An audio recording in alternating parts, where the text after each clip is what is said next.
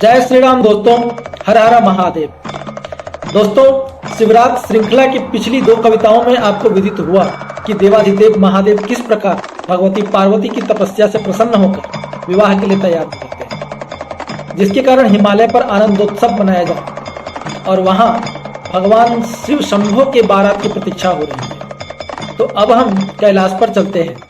यहाँ की दशा भी हिमालय से भिन्न नहीं है। यहाँ भी भगवान शिव के गण बाराती की तैयारी कर रहे हैं। तो बढ़ते हैं कविता की तरफ। डम डम बजे डमरू कहीं, कहीं ढोल कहीं करताल है, वीणा कहीं तुरही कहीं झन झन झमकते झाल हैं। उल्लास ही कैलाश है, आनंद अति भवपाल है, विह्वल गगन पागल पवन वर रूप वरद कृपाल है।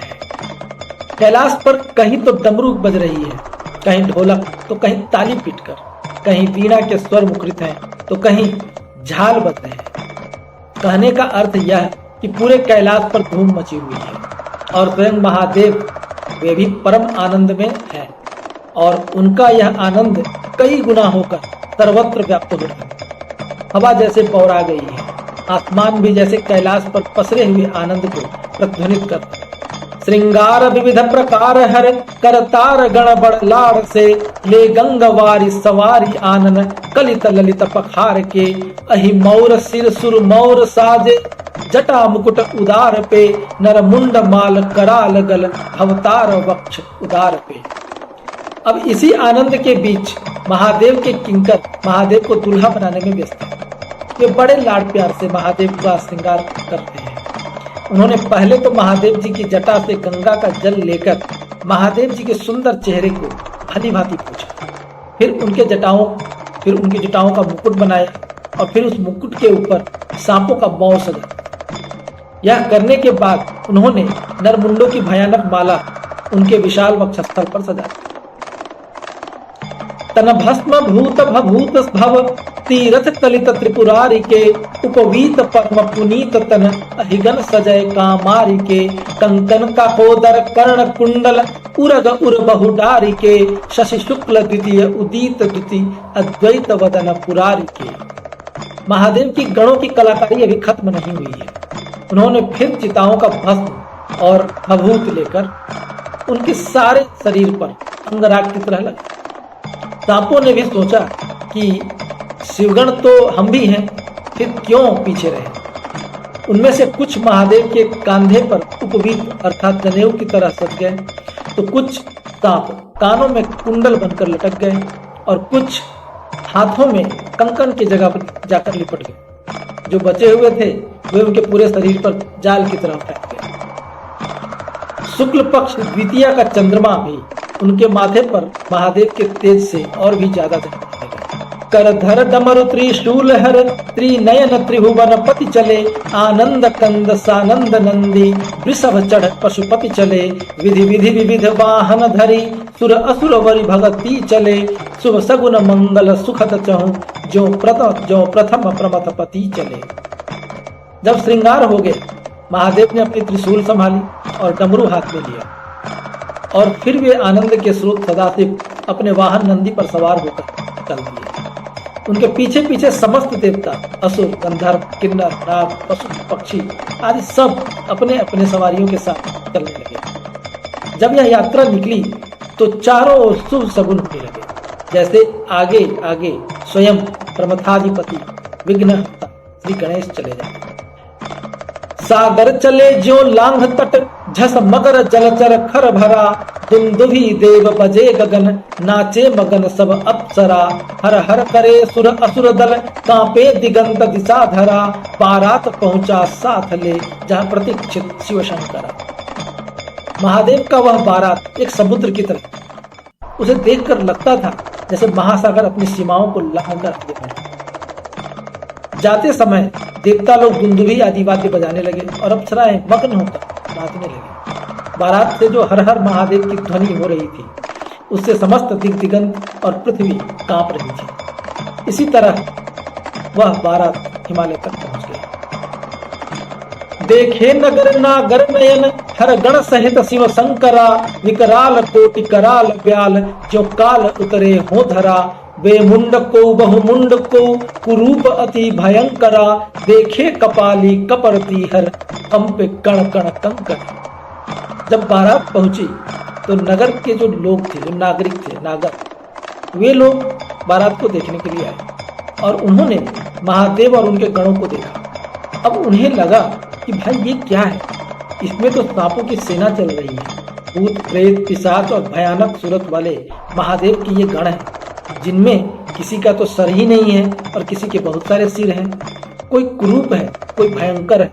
मतलब ये बारात है या कुछ और।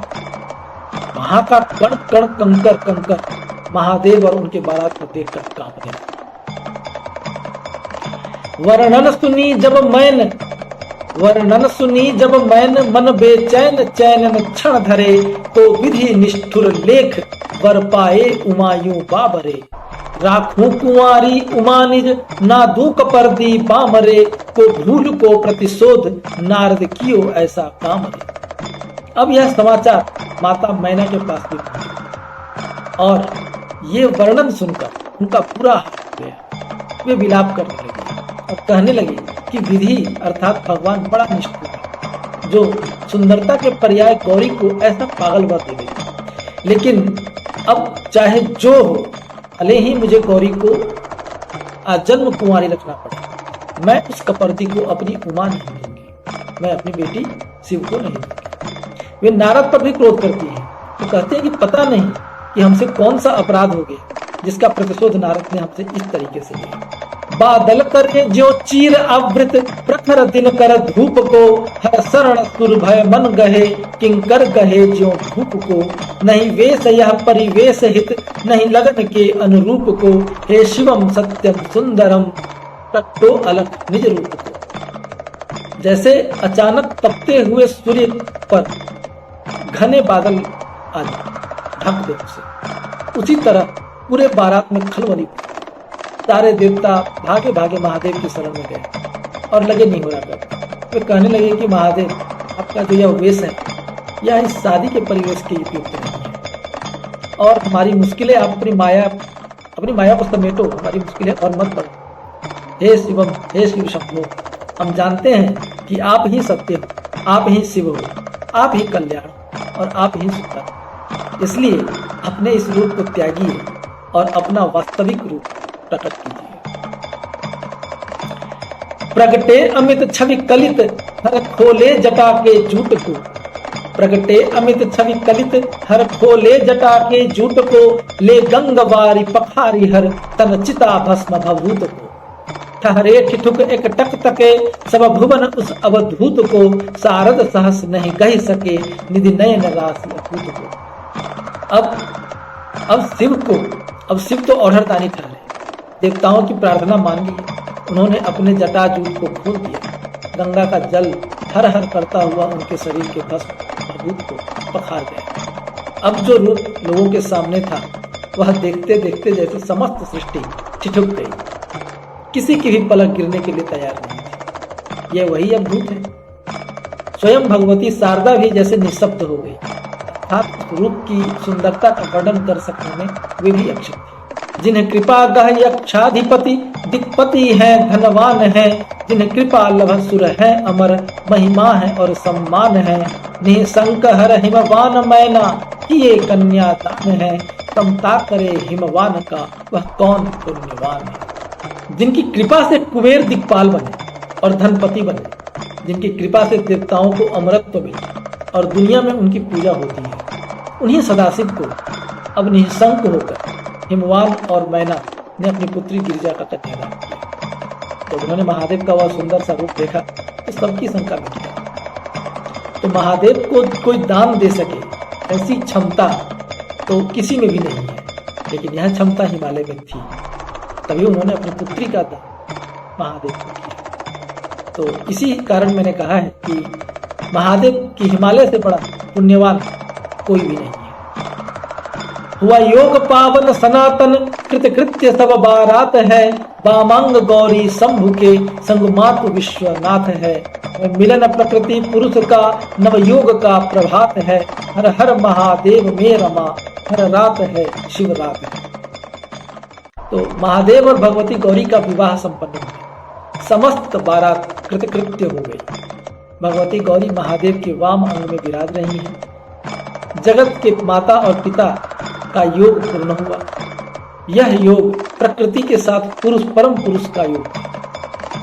यह योग सनातन है। यह कोई साधारण रात नहीं है।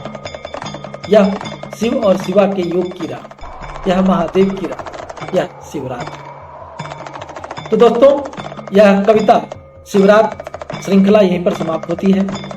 आपको यह कविता कैसी लगी कृपया कमेंट्स के माध्यम से मुझे जरूर बताएं।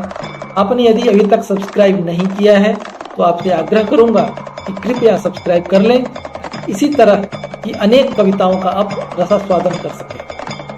दोस्तों, शेयर करें, लाइक करें और सब्सक्राइब करना ना भूलें। तो इसी के साथ आपसे विदा लेता हूं। आपका व्रत, आपकी साधना सफल हो। हर हर महादेव। जय श्री राम।